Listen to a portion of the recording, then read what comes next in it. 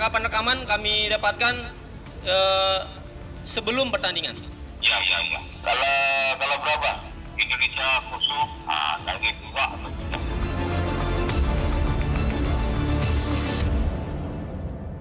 BS, begitu nama inisialnya, menjadi aktor kunci untuk membuktikan benar atau tidaknya dugaan pengaturan skor sepak bola di SEA Games. Siapa kemudian sebenarnya BS ini? Mari kita simak sedikit clue tentang BS berikut ini. Siapa kemudian BS? Pemain dan pelaku yang selama ini terlibat dalam berbagai praktik pengaturan skor dan pertandingan sepak bola. Masih dari konferensi kemarin, bahkan BS diklaim sebagai runner. Runner adalah julukan untuk penyampai pesan dari bandar judi ke perwakilan klub. Dia dianggap sebagai runner pertama yang beroperasi di Indonesia. Jaringannya sudah mencapai ke beberapa negara di Asia, misalnya di Singapura, Malaysia, ataupun di Tiongkok. Ada clue BS siapa, Pak Tommy? Kalau di kalangan sepak bola memang sudah bukan jadi rahasia umum ya.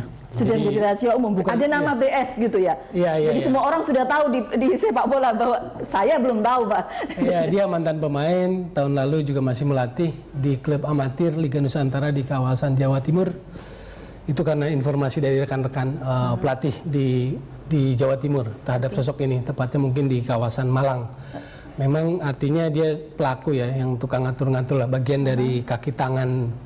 Kalau sudah jadi rahasia umum artinya semua orang sudah tahu. Jadi kalau itu, buat kita inisial itu menjadi tidak penting lagi karena sudah mulai menebak, menerka-nerka siapakah sosoknya gitu loh.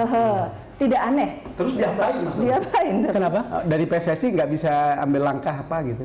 Ya bisa saja karena sebagai dia kan ada klubnya kan member, tapi kan saat ini posisinya katanya kan juga di entah di mana lah gitu kan. PSSI bukan yang penting, bukan dianya, tetapi apa yang dia tuduhkan tentang timnas, ada dugaan pengaturan skor, match fixing, itu hal yang serius. Jadi kita berharap ada pembuktian. Dia kan tidak hanya disebutkan tidak hanya whistleblower, tapi dia ini adalah justice collaborator. Artinya dia pelaku begitu kan? Betul, dan PSSI tidak mencium dari awal bahwa dia berapa kali melakukan match fixing. Iya, kalau sampai mencium detail sampai ke itu mungkin tidak ya terhadap sosok yang bersangkutan. Tetapi memang ada omongan-omongan lah ketika muncul nama ini BS mulai muncul di pemberitaan dalam 2-3 hari ini mulai muncul respon dari kami sangat terkejut ya pengakuan testimoni dari saudara BS, dan ini mengkonfirmasi apa yang selama ini dituduhkan publik terhadap mafia bola. Dan saya kira memang semua harus bekerja untuk bagaimana tadi ditindak pelakunya, karena dia telah mencemari sepak bola kita. Tetapi ke depan mungkin harus dibuat sistem di mana kemudian mafia tidak bisa intervensi ke dalam sepak bola kita. Ya, karena bagaimanapun judi itu, orang kalau main judi apapun bisa jadi judi gitu kan, Gus Mis? Iya.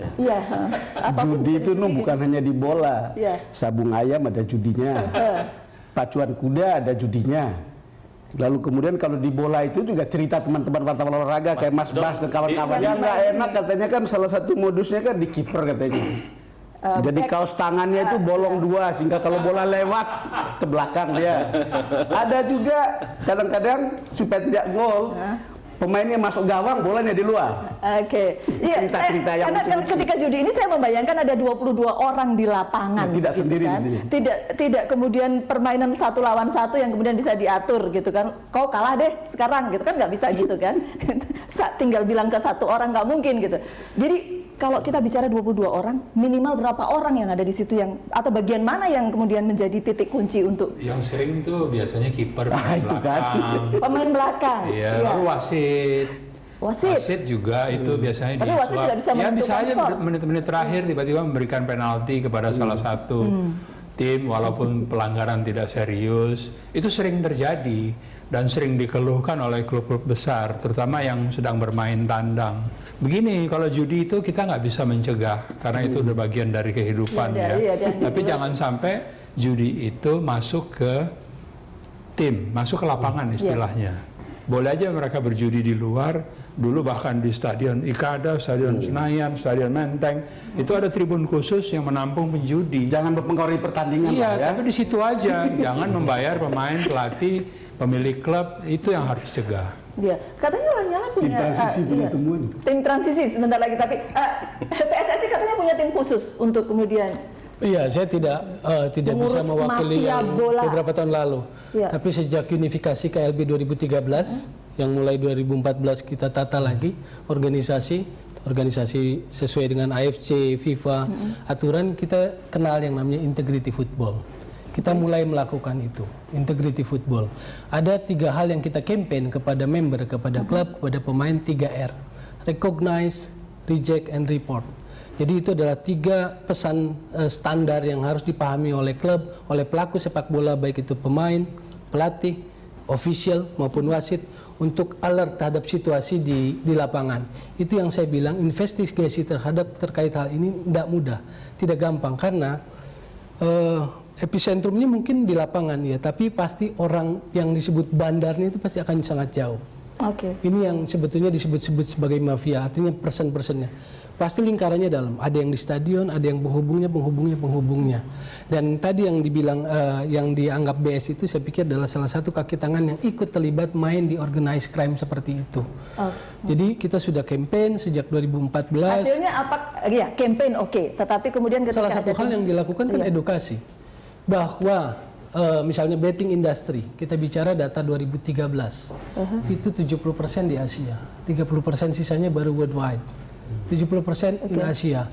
Dan di 2013 uang yang beredar di betting industry untuk sepak bola 400 miliar euro. Persoalannya adalah ketika sepak bola menjadi sebuah industri kompetisi, maka ada pihak-pihak lain yang juga ingin ambil keuntungan, dan salah satunya adalah bandar-bandar judi itu. Iya, persoalannya adalah bagaimana kita mengimunisasi membuat diri kita, membuat tim di lapangan ini imun. Itu yang harus dilakukan. Saya mau tanya Itu ke yang tim dilakukan. transisi sebelum Gusmis ke tempat lain. Ada rencana nggak ya untuk ke depan untuk bersih-bersih seperti ini supaya judi ada mungkin, tetapi Nggak tahu caranya kali, Mbak. Gampang sekali, tinggal disadap nomor HP. gampang sekali kan? Jadi Pak Tommy bilang nggak tahu kan? pengurus PSSI disadap, pelatih disadap, Koruptor seorang-orang disadap juga. owner dari klub juga disadap. Semua dah disadap.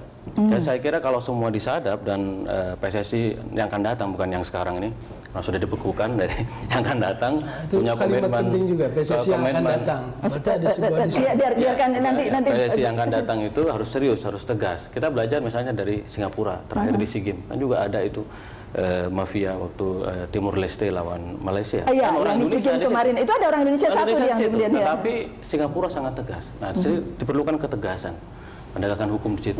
Dan PSSI nanti yang baru itu memang jangan bermain-main lagi deh dengan mafia kalau kita ingin prestasi yang lebih baik. Siapapun memang tidak cuma PSSI tapi perkumpulan sepak bola yang lain juga tidak boleh bermain-main dengan mafia, begitu ya, Bang Don? Ya, normatifnya kan harus begitu. Iya, normatifnya. Persoalannya membasminya belum tentu ini. Membasminya juga menjadi A sampai Z-nya itu banyak sekali. Jadi juga saya termasuk yang percaya bahwa ini tidak mudah. Tetapi salah satu korbannya kan saya sebagai rakyat yang tidak menikmati sepak bola. Dan kadang-kadang kehilangan kebanggaan saya sebagai warga negara ini karena kalah melulu. Kan itu ceritanya. Karena ini pertandingan untuk sebuah prestasi, mewakili proud saya sebagai warga negara, tiba-tiba jatuh. Saya percaya kalau mafia bola ini bisa kita atasi dengan baik, dengan serius, jangan hanya dengan kata-kata, tapi dengan hati nurani, maka kita bisa berprestasi. Korelasinya akan positif, Akan positif. dengan Karena kita prestasi. punya materi pemain baik. Oke, kalau gitu terima kasih Gus Mis sebelum harus pergi ke tempat lain. Kami akan kembali untuk Anda sesaat lagi.